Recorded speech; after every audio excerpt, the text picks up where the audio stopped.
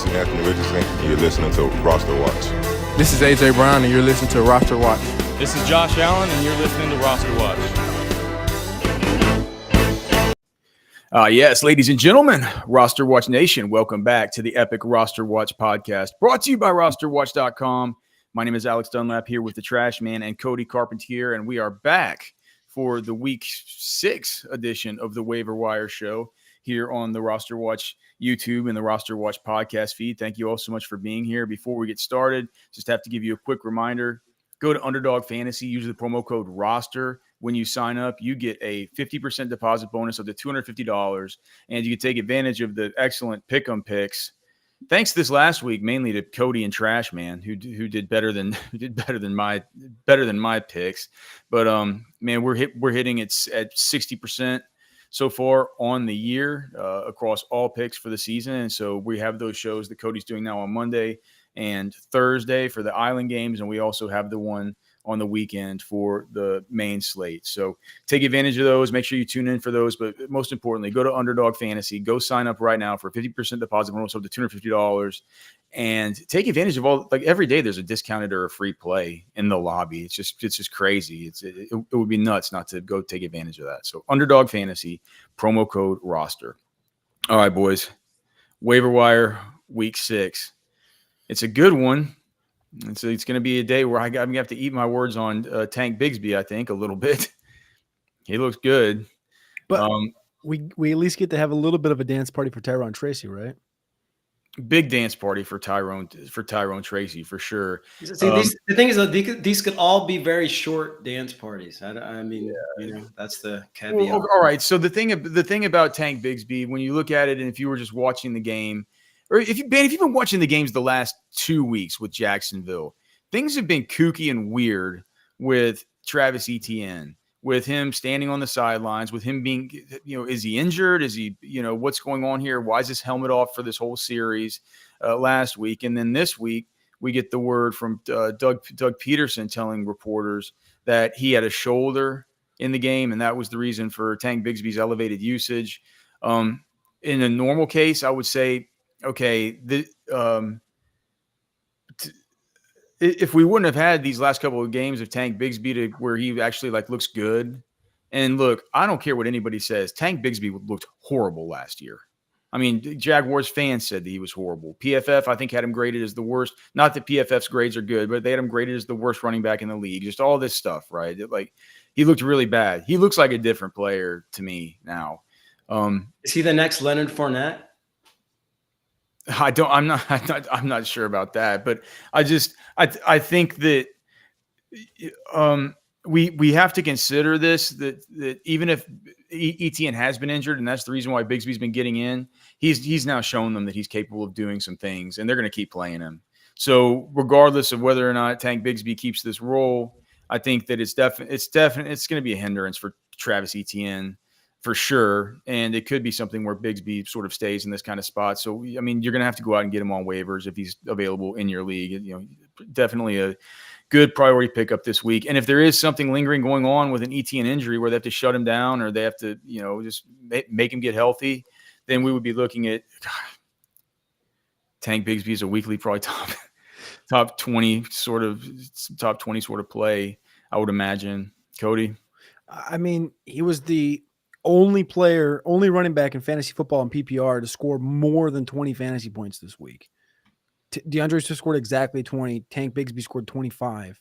He was RB1 on the week on a 40% snap share. As far as efficiency goes over the last 2 weeks in all of football in America, there's only two guys that have been as efficient as Tank Bigsby, and that's Ashton Genty from Boise State. So I'm just saying, the kid can run the football. Now, he did score a touchdown, and as soon as he was touched in the end zone, not that it matters, he did fumble. It's just maniacal. He runs like I've never, and not to say I'd never seen before, but this has been the problem with him. He runs so damn hard that when he gets hit, he can fumble, and that's been the one thing that's been continual through his entire career. But that's also why I loved him coming out of Auburn, because he ran so damn hard, and you get those 1,000-yard seasons, and you know what he can do. Now, the one thing where we have to pump our brakes just a touch is the touches still went, the touches went towards Tank. and the efficiency went towards Tank, but this was against the Indianapolis Colts, a team that we've seen get gashed all season by these starting running backs. I'll be interested to see, like I had this conversation with a guy this morning on a show, and it was like, if I just open up the box score and I said, hey, Alex, hey, Trashman, Brian Thomas, 8 targets, Travis Etienne, 7. Nobody else had more than 5. Travis Etienne, where did he finish in PPR this week? You're probably like, well, he's probably a top 10 guy. No, like 7 targets, 6 receptions, 6 carries. Like I just don't know what to do with Etienne. It doesn't make any sense to me. I would like he's hurt. He has a shoulder injury. But he still had 6 catches. Like he's still. I know, yeah, but it doesn't make sense. I mean, that being the case, even if he's not hurt, the cat's out of the bag with Bigsby. We're looking at like a David Montgomery, Jahmyr Gibbs kind of situation at best for Etienne, I think. The cat's out of the bag with Tyrone, Tracy. Gosh, I was so tilted to start that game because we played him in DFS. We had the Tyrone Tracy plays an underdog and stuff like that. And to start that game, man, they were deep in their own end, and they had Eric Gray out there, and they just kept Daboll just kept going back to this thing where they would get him the ball on these screens out into the flats, and they were like big, good chunk plays. Yeah, Cody says the softest hands in all of America. That guy's never touched a wheelbarrow in his life. But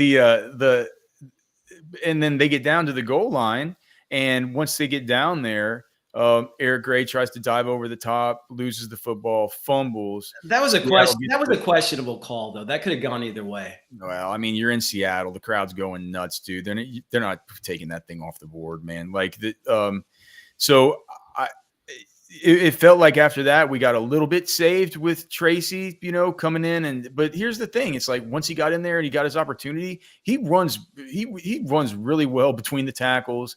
And once he gets to the second level, we just definitely saw that juice and that lateral agility that that you guys first noticed. I believe at the Shrine Bowl was whenever you guys first started talking about Tyrone Tracy. Yep. I think that, dude, I just don't understand why he wasn't used a little bit more in the how many targets did he have? Do you even know? I think he had 1 catch. Tracy had 2 targets, 1 catch, 1 yard. Yeah. So, didn't exactly, light up the receiving usage the way that we thought, especially a guy that has the receiving, like he used to be a receiver.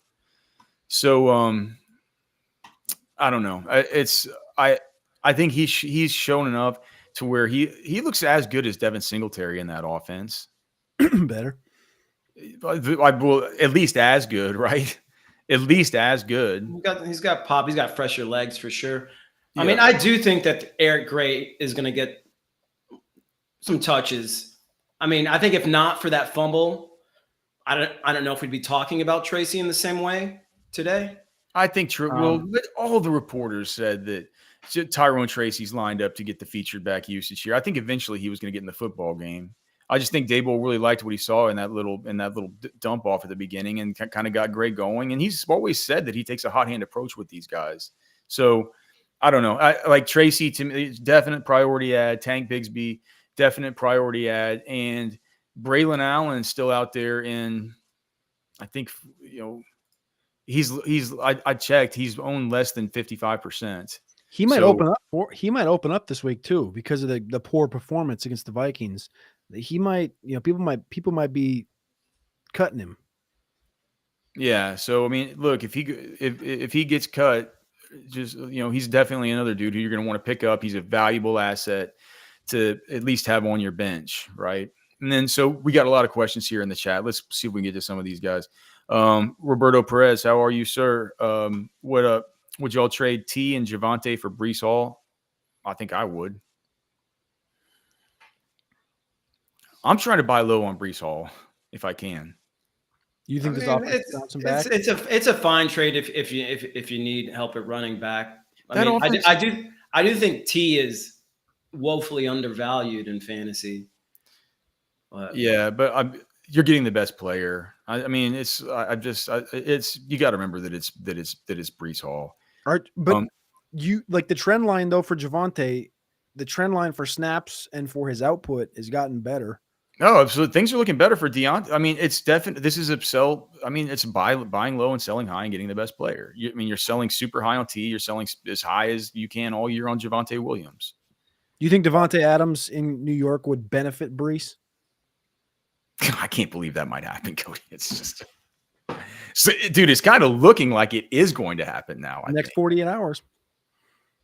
Can you believe that? End up like 16 Jimmy Johns over that thing. Probably. Did you? I kind of think that the Jets. I kind of think the Jets. You know how you get a little bit of a dead cat bounce with an interim coach. Yeah. I think they're going to kind of come back and I think that if they can take that kind of dead cat bounce and a guy like Rodgers might be able to keep them at that sort of. I mean, I don't know if it's going to happen this week. I'm gonna be vouching for it in the circus show tomorrow night. It's not a great matchup for them this week. They might have some trouble. I don't have the matchup tool pulled up, so I don't know what that is. Bills on Monday night. Buffalo. Yeah, I mean, well, for Buffalo. I mean, as far as the passing hold on, is Buffalo? Golly, Buffalo's showing up as the third best matchup for opposing runners. Dude, this is going to be a week where Breece good for runners, bad for the passing game. Yeah, but I would do the deal. I would do the deal for Breece. We have Minion Hunter in the chat. So good to see you. Oh, we got Chad Gibson in the chat. Okay, big Cheddar. I know the Dolphins are on a bye, but should I go after Jaylen Wright? I have Achane in 2 leagues. I think that you should. Yeah. Mm-hmm. But I do think Achane will be back after the bye, but I have Achane in a couple of leagues, and in those leagues, I definitely make sure to roster Jaylen Wright. Wright's insurance. I mean, I don't know that you're going to play him. So let's see. Mikey says, is Zamir White a drop now for guys like Jaylen Wright, Chandler, JuJu, etc.? All right, so I'll add Zamir White onto the list for the game with Trashman here at the end. So stick around till the end, and we'll get to that one. We have a question here from poor Dutch boy. How much fab should I spend on Ayuk? Is he playing a 6-team league? Lost Rice, have Lamb and Harrison, but want depth. Yeah, it must be a short roster. Yeah, I mean, I would spend every bit of fab budget that I have on Brandon Ayuk, but I'm not sure that that's what you need to do. And it depends on the. I mean, yeah, he definitely needs to share a little more context here. If it's only like a 10-man league with like a 10-man roster, and I don't know, yeah, I'd probably still up in that 45-55% range though, at least. I would do what I need to do to get Brandon Ayuk. Some other guys that at the running back position that interest me that I probably wouldn't go up to the allocation that we have here for fab spend on the waiver wire cheat sheet, which you can get by scanning that QR code or getting a pro membership at RosterWatch.com. Ty Chandler. It's looking like Aaron Jones went out with the hip in the early morning tea and crumpets game. Now they were saying that he avoided major injury, but he's going to be week to week. Minnesota's on bye, right, Coach? They're on bye, and so week to week could mean that Aaron Jones is back automatically. But that's a good team. It's a good offense. Even if you get one game out of Ty Chandler, I think that's a worthwhile pickup. Trey Sermon, he's the new worst back in the league. That guy looks terrible. We knew he was terrible, though. Yeah, for sure, man. I had him in a couple spots, and I kind of was happy I did that. I used him, but I wasn't happy about it. One other thing is just with the Blake Corum stuff, we finally got. I mean, it's what we've been saying this whole time about Blake Corum. He's the handcuff to Kyren Williams, and he was out there. He didn't play much, but he looked good, and he got some goal line work. He got stuff down there, and then Kyren comes in and scores.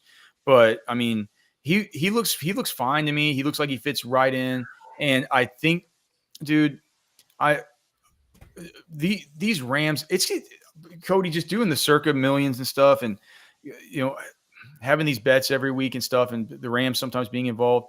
I've never seen a team. They're going to be in struggles every week to win, and they get coached really well. But I I just think at some point that season's going to kind of fold, and they might just say, like, dude, let's just let Blake Corum kind of run this thing out. So I would continue holding on to Blake Corum, and if he's out there, certainly go get him. It's not Ronnie Rivers who's going to get the work if Kyren's not out there. It just isn't. Kyren's getting saved by touchdowns right now. He's got 6 rushing touchdowns, and this year there's only 3 running backs in the top 25 in total rushing yards with less than 4 yards per carry, and 2 of them are known bad running backs, Najee Harris and DeAndre Swift. Kyren's the other one that's averaging less than 4 yards per carry right now. Big Mac, thank you for the super chat, brother. We definitely appreciate that. He says he has JT and Sermon. Should I keep Sermon as a handcuff? My other running backs are Saquon, Chubb, Hunt, and Irving. I mean, you should keep him for now because we don't know what's happening with JT for sure. Yeah, I might. Yeah, but would you drop him for Tyrone, Tracy, or for Tank? I would do it for Tyrone, Tracy. I would do it for Tank. I mean, if do it for a player you're going to use this week, I mean, because that's the point. Like, you're keeping Sermon this week because you might have to use him this week. Well, it's the Titans is a tougher matchup than the Bengals, though. Have they said anything? I mean, JT, it's a high ankle sprain, right? So it's going to be another week or two. Yeah. So I mean, that'd be a pretty quick return if he was able to come back this week. But this week, so he can't start Chubb. He can start. So Saquon will be back from off a bye, and he can start Hunt. I might go for Trey. I might go get Tracy or Tank. This is I'd probably go for Tank over Tracy. We're just talking about for the long run. I love Tracy for the long. I think he's going to take Singletary's job. He looks better. I think that's much more likely. I think that both the offense looks better whenever they're kind of running with this guy. But I think Tank Bigsby gets those goal line touches. But Etienne's hurt. I don't know, man. Like, look, it's Bigsby and Tracy. They're both up there. It's like I would recommend the same amount of fab on either of them and just see which one you get for me. They're both better than Sermon. That's what our point is. Yep. Okay. So we cut just a couple more questions. From Dan B, should I be selling Fields in SuperFlex? Target Ferguson if I need a tight end? Well, certainly you want to get Ferguson if you can. Should you be selling Fields in SuperFlex? Maybe. I think maybe the time to sell him might have been around this time last week, because now you got Russell Wilson back at practice and stuff, and your league mates are going to say, "What do you know about this situation that I don't?" But if you can get fair value, I think that it's always fine for such a volatile asset like Justin Fields to see if you can sell him off, and definitely go after Ferguson. Ron Klotch asks, he has Brooks and Estime on IR, but when they get activated and limit about who to drop, I can drop a tight end for Brooks. But would you drop Dubs or Christian Watson for Estime, or just drop Estime? Your situation with Brooks and your situation with Estime are completely different situations. Yeah. Estime is just completely droppable, whereas Brooks is undroppable as far as I'm concerned, even though he's going to have a Chuba Hubbard problem whenever he gets back. He's got a Miles Sanders problem first and a team problem. Yeah. Let's see. Here's another one. Should he trade Jordan Mason for Devon Achane? His other running backs are Barkley and Gibbs. He's 4-1. I think I might. McCaffrey's going to be. We haven't heard, dude. This McCaffrey thing is so. You're going to be down. You're 4-1 down the stretch of the season. McCaffrey's going to be getting back. Tua is going to be getting back. That offense is going to be getting back into form. It's like, yes, you should. I think that it's fine if you're 4-1. Yep. Even though Mason was one of the guys that helped get you to 4-1. So, all right, that's how what about wide receivers? What about JuJu? I mean, are you going out and breaking the bank on this dude? How old is he now? He looks fine last night. He's not that old. 28, maybe. He looks fine last night. I mean, he's 28 in a month. He's not Rashee Rice, man, but I mean, they might not, they might just not go. They might just keep rolling JuJu. You kind of ask why not? Yeah. I'll tell you where you're not going to add him. You're not going to add him in the Yahoo League because I already started him last week. You started him this week? Yeah. Why?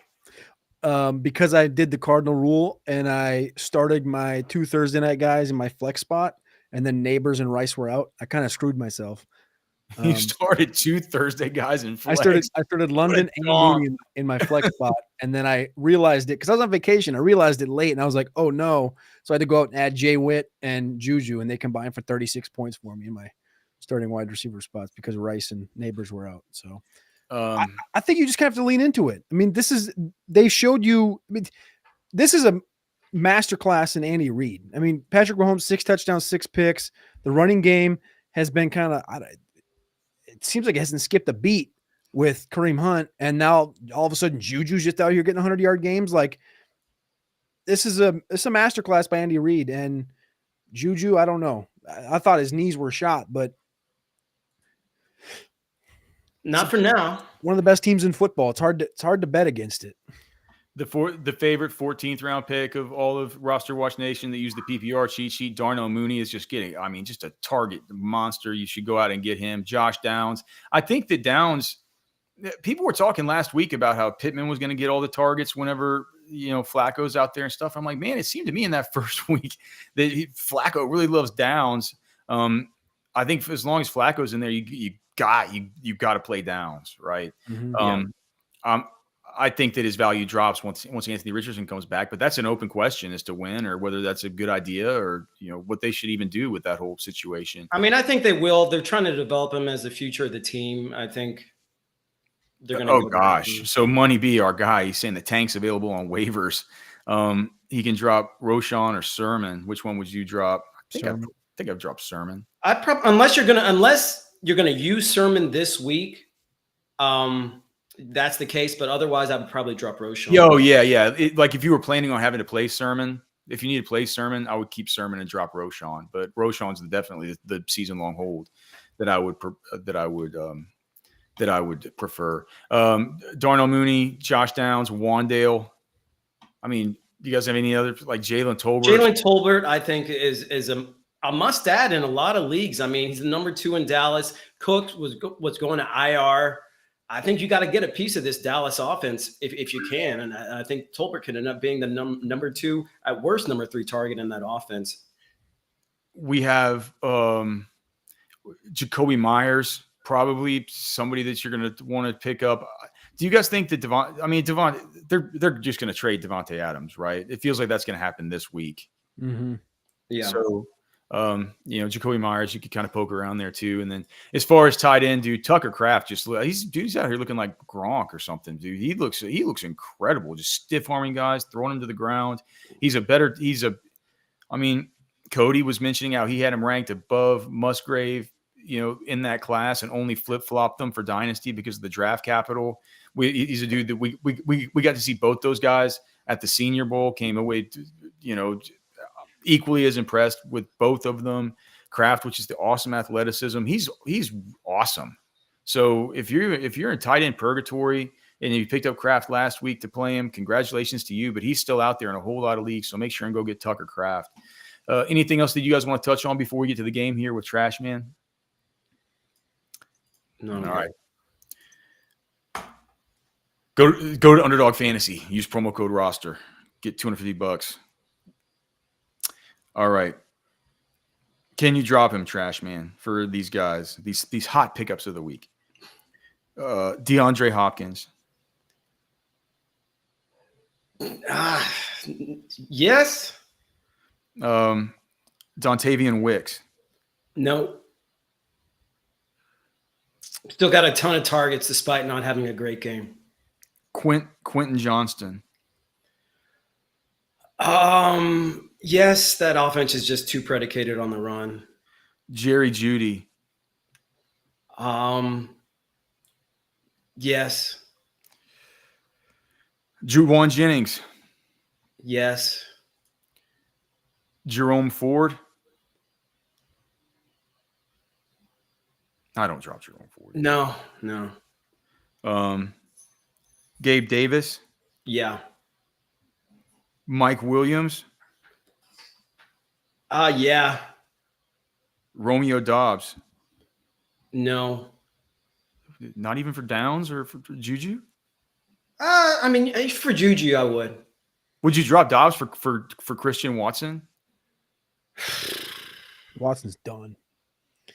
That's a coin flip for me. David Njoku? I wouldn't drop him as a tight end. Tight end's so weak. I think Njoku's somebody to hold on to. Trey Benson. Yeah. Okay. Weird one.